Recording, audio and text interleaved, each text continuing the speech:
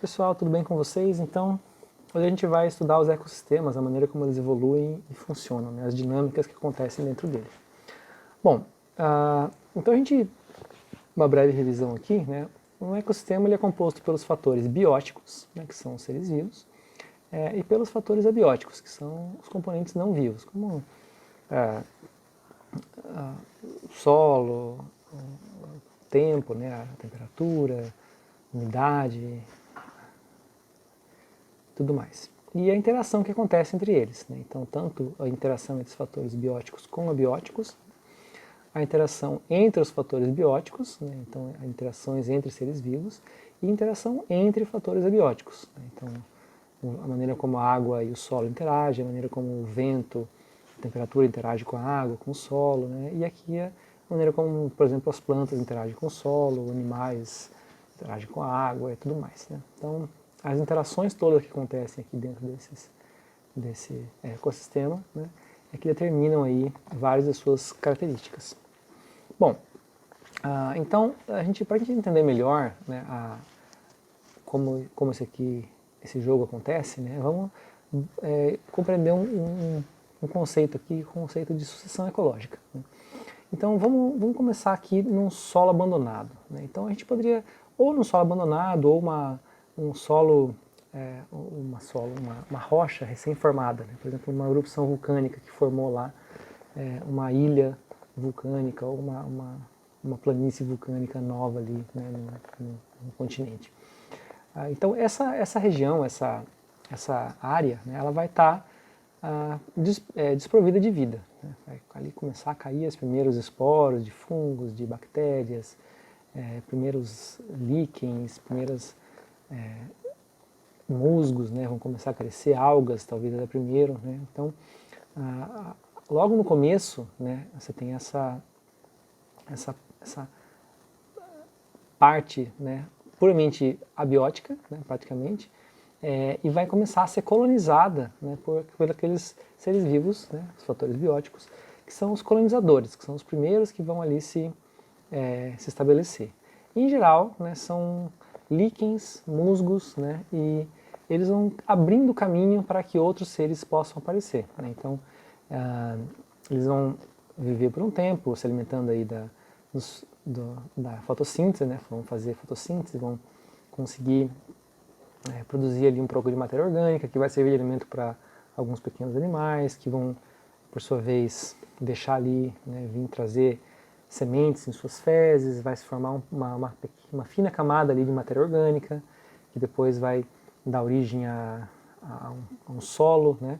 Claro, se já tiver um solo abandonado, né, ele vai lentamente enriquecer o solo com matéria orgânica, né, e permitir cada vez que novos seres vivos se estabeleçam, né?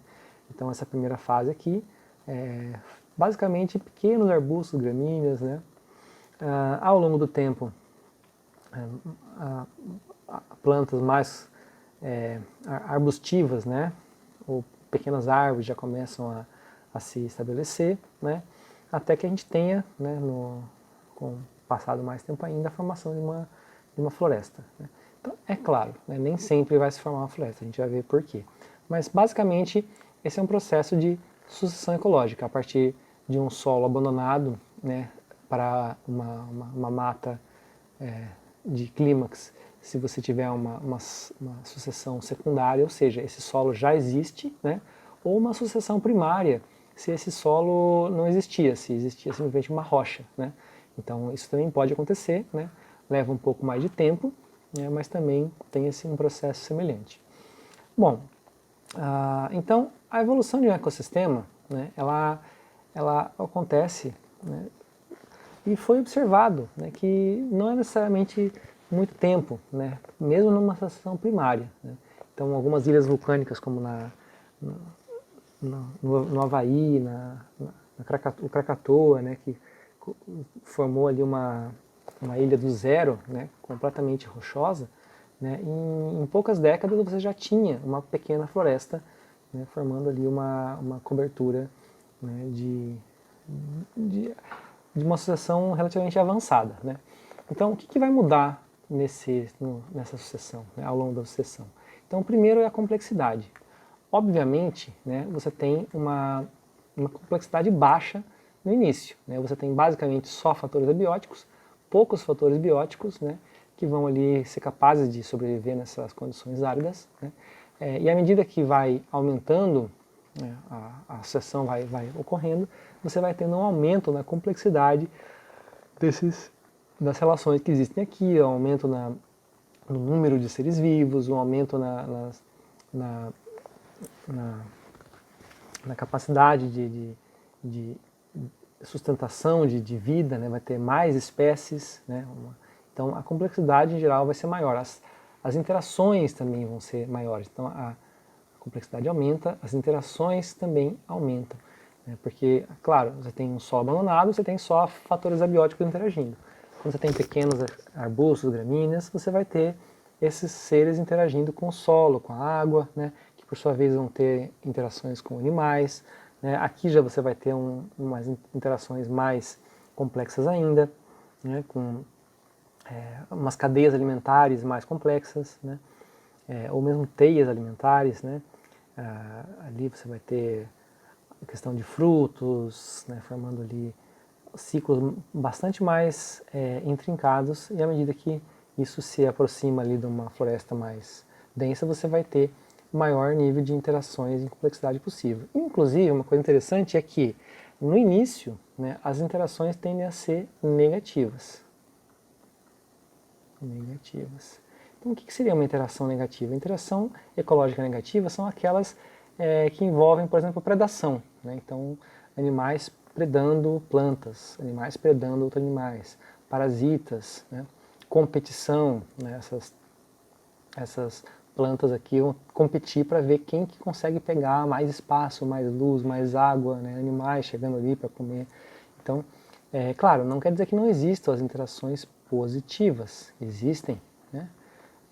Mas se a gente for fazer um acompanhamento aí da quantidade de interações, elas vão ser proporcionalmente mais negativas do que positivas, e à medida que o tempo passa, elas tendem a ser a quantidade de negativas, né, aumenta menos do que de positivas. Então, claro, como vai ter muito mais seres vivos vivendo aqui, né, você vai ter uma capacidade, né, uma rede de ligações muito mais extensa e propiciando muito mais relações positivas. E afinal, como uma floresta, né, como essa, ela tende a se manter estável por mais tempo, né, ela vai dar tempo para que animais e plantas, né, se estabeleçam relações positivas entre elas, né, coisa que não acontece aqui, porque uma sucessão desse tipo aqui, geralmente ela é temporária, né, então ao longo desse processo para cá, você vai ter uma corrida, né, e quando chegar num ponto aqui, você já tem uma certa estabilidade, que aliás, né, esse é um dos aspectos, a estabilidade aumenta, né. Inclusive, né, uma situação como essa, um deserto, por exemplo, você vai ter uma variação de temperatura muito grande no dia e da noite, no sol e na sombra, ao longo do verão e do inverno. Você vai ter uma variação na umidade, né? Então quando chove pode alagar, mas daí depois que para de chover essa água infiltra e desaparece, né? Você pode ter muito vento, você pode ter, enfim, fatores bastante instáveis ali. À medida que você vai avançando, né, você vai ter mais estabilidade dentro tanto em termos de temperatura, em termos de umidade, em termos do clima em geral, né, e na composição da comunidade biológica também. Um outro ponto aqui é a reciclagem, né? Então, aqui, né, você não vai ter reciclagem. Inclusive, um solo abandonado por muito tempo, ele vai perder nutrientes, porque assim que chove, essa água leva os sais minerais embora, né, seja escorre o solo, seja infiltra, e tende a perder nutrientes. Então, um solo abandonado, ele vai vai reciclar poucos nutrientes. Um estágio jovem de sucessão, né, ele vai reciclar um pouco melhor, mas também não tanto, né, porque as raízes dessas plantas aqui, elas não são muito profundas. Então, aqueles nutrientes que escapam um pouco mais aqui em profundidade do solo, eles também são perdidos para as camadas mais profundas, né? E isso leva a uma perda de nutrientes, que não acontece numa floresta densa e madura, né? Então essas raízes de árvores, todo aquilo nutriente que está aqui apodrecendo, né? As folhas, animais mortos, frutos vão decompondo, né? Muitos já são captados logo aqui na rede superficial de raízes, e aquilo que escapa vai ser recaptado pelas raízes mais profundas, né? Então, numa floresta madura, muito pouco se perde, né, em termos de nutrientes. Então, por exemplo, na floresta amazônica, né, tem regiões da floresta amazônica que foram devastadas para a criação de gado, para a criação de soja e plantações em geral, né, que você, né, tirou a floresta e levou para um estado aqui parecido com de um solo abandonado ou um estágio semelhante a esse, né, bem jovem. E o que acontece? Em pouco tempo você tem que repor adubos, né, readubar o solo, porque ele vai ficando pobre, cada vez mais pobre, né, e se você não fizer nada ele pode acabar virando um deserto, né. Por quê? Porque a floresta ela é capaz de manter a sua composição reciclando muito do que tem por ali, né.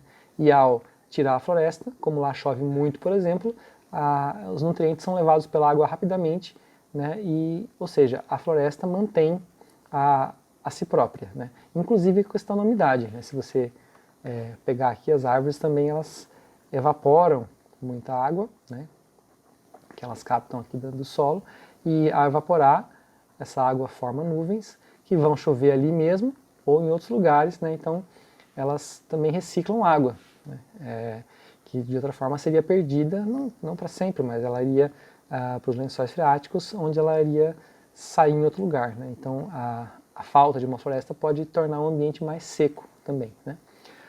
Bom, um outro fator que acontece é a produtividade.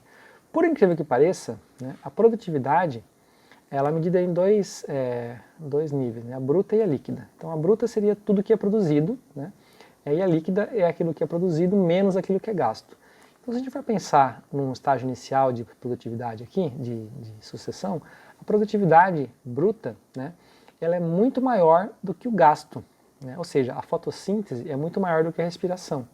Então essas plantas aqui, elas são pequenas, a maior parte delas é verde, e elas fazem muita fotossíntese, porque elas querem crescer e querem alcançar mais luz e aproveitar melhor os nutrientes que tem para poder ganhar aqui na competição. Então elas produzem muito, né? Então a produtividade aqui ela vai ser grande em relação ao gasto dessas plantas com respiração, né? Essa tendência, à medida que aumenta, né, você vai ter um equilíbrio, porque raízes de árvores grandes, né, elas são muito extensas, elas têm uma grande quantidade de tronco, né, de células aqui que não fazem fotossíntese, né? Aqui tem muita matéria orgânica no solo, apodrecendo, decompondo, que também não faz fotossíntese, gasta oxigênio. Então, em relação à fotossíntese e respiração, né, aqui você tem um predomínio da fotossíntese. Aqui você tem um equilíbrio entre fotossíntese e respiração. Dessa forma, aquela concepção de que a Amazônia, por exemplo, é o pulmão do mundo, ela não se sustenta porque tudo que a Amazônia produz de oxigênio, a maior parte ela gasta, né? Seja na decomposição aqui, seja pela matéria orgânica, né, pela parte não fotossintetizante das próprias plantas, né? Então a produtividade de um sistema, a produtividade líquida, ela é muito maior nos estágios iniciais da sucessão ecológica. Tanto que, o que é uma plantação? Uma plantação basicamente é você tirar uma floresta de um estágio final de sucessão e você voltar, né, uma região para um estágio inicial de sucessão, onde você vai plantar ali arroz, soja, milho, né, e deixar aquilo lá nesse estágio, né, porque aqui você vai ter muita produtividade, né. Claro, uma floresta ela produz também, mas ela não produz tanto relativamente. Então povos que vivem nas florestas, eles precisam de uma área muito maior de floresta para poder se sustentar, né, do que se você desmatar aquilo e acabar virando uma planície, né, ou mesmo, né, lá na China, por exemplo, tem terraços de arroz, né, você mantém eles no estágio jovem de sucessão. Claro que isso tem os seus contras, né? Como eu falei, a floresta traz estabilidade, então se você tiver sem nenhuma floresta, isso pode causar grandes alterações no ecossistema, né, e ao redor por ali também.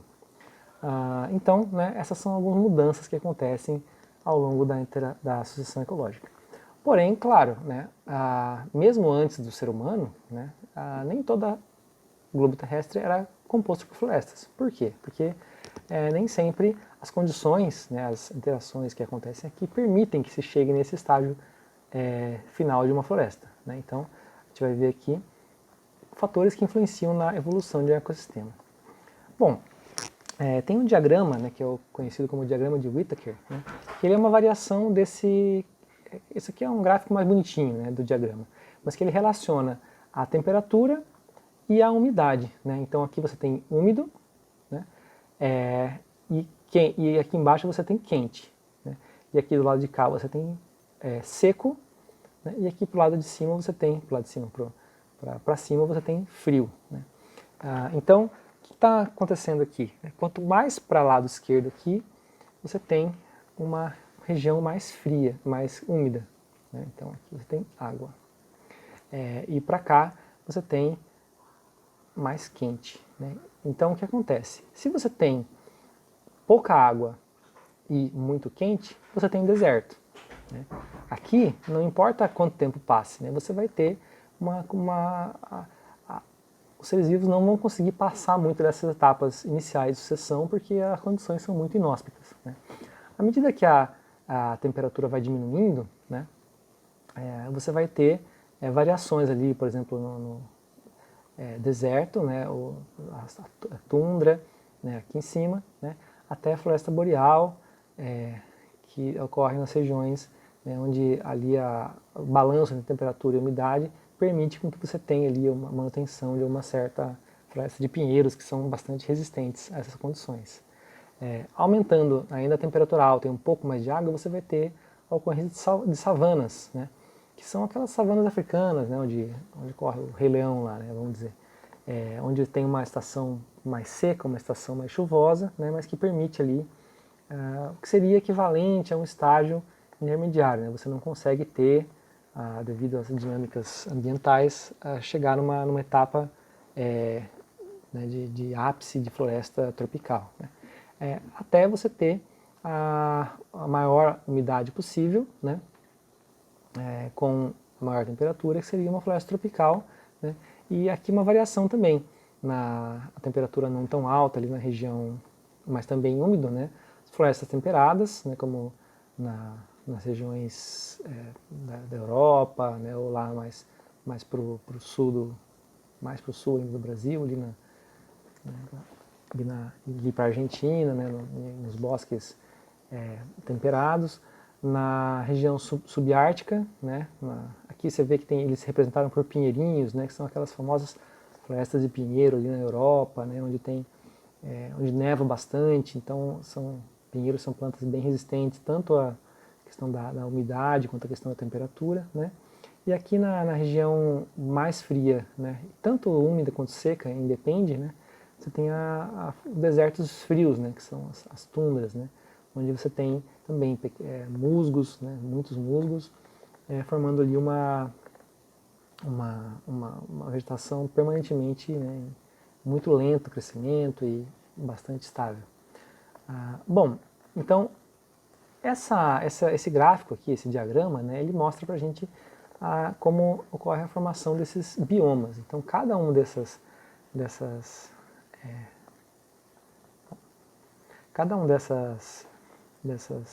tipos, né, de vegetação que se estabelece, né, e junto com esse tipo de vegetação você tem animais que acompanham aqui, né, são chamados biomas. E esses biomas seguem esse padrão aqui, dependendo da temperatura da água, né, ao longo do planeta. No entanto, né, claro, uma floresta tropical aqui no Brasil, por exemplo, ela é diferente de uma floresta tropical na África, que é diferente de uma floresta tropical na Ásia. Né? Então, o jeitão da floresta, né, vai ser o mesmo, mas as espécies, né, vão ser diferentes, porque, claro, cada região teve a sua história e espécies diferentes que se adaptaram ali. Né? Então, na floresta tropical, aqui, por exemplo, você tem animais como as araras, tucanos, a onça, né, que não existem nas florestas da Ásia, por exemplo. Bom, uma coisa importante também se notar é o efeito de borda. O que significa isso? Né? entre esses ecossistemas, né, onde tem a transição de um ecossistema para outro, você tem uma variedade, uma variação muito grande, né, que é o que é chamado efeito de borda, né, então, que é onde ocorre ali a migração, né, de algumas espécies, elas podem ocupar os dois, ou até podem temporariamente, né, você corre transição de sementes, de espécies de plantas ali, que vão de um lado para o outro. Então, nas bordas, você tem um aumento que, inclusive, pode ser a biodiversidade maior, né, do que em cada um dos ecossistemas ali, né. Bom, a gente sabe que, como a gente falou da floresta lá, né, que ela mantém as condições ambientais, né, da própria floresta, né, então por mais que a gente pense assim, então aqui a floresta tropical é bastante umidade e temperatura, né, mas em alguns casos, né, essa floresta tropical só é possível porque ela demorou muito tempo e teve histórico ali para ela se manter, né. E em alguns casos, se você remover a floresta tropical, né, ela pode não conseguir mais seguir o seu curso para retornar, ou pode demorar muito mais tempo do que se pode imaginar, né. Em alguns casos, por exemplo, em algumas florestas, elas têm uma época de fogo, né, em que a floresta pega fogo mesmo, né, um raio começa um incêndio e ele se alastra, e as árvores têm resistência. Aqui mesmo no Cerrado brasileiro, né, eles têm adaptações para isso aí, inclusive tem sementes que elas só germinam após o fogo, né. Coisa que não acontece, por exemplo, nas florestas tropicais, que tem outro tipo de dinâmica, né. Claro, a perda de biodiversidade, né, que ocorre quando, mesmo que esse processo ocorra novamente, né, se você devastar Mata Atlântica, por exemplo, que já foi, tá menos de 5% da original aqui no Brasil, né, tá praticamente, né, nesse estágio aqui. Se você deixar e falar, não, vamos deixar ela voltar, muita da biodiversidade já se perdeu, né, você teve espécies que já foram extintas, que já desapareceram, e que mesmo que você tenha o retorno ao clímax, né, pela situação ecológica, você não vai ter já a mesma biodiversidade, porque, né, você não tem as espécies originais, né. Elas vão ser substituídas por espécies que vão ocupar os mesmos papéis, mas não são mais as mesmas, né. Claro, em alguns casos elas ainda existem em pequenas manchas, mas nem sempre, né. Então é isso aí, né, algumas considerações aí em como os ecossistemas evoluem, né, como eles chegam a ser o que eles são, tá bom? Valeu!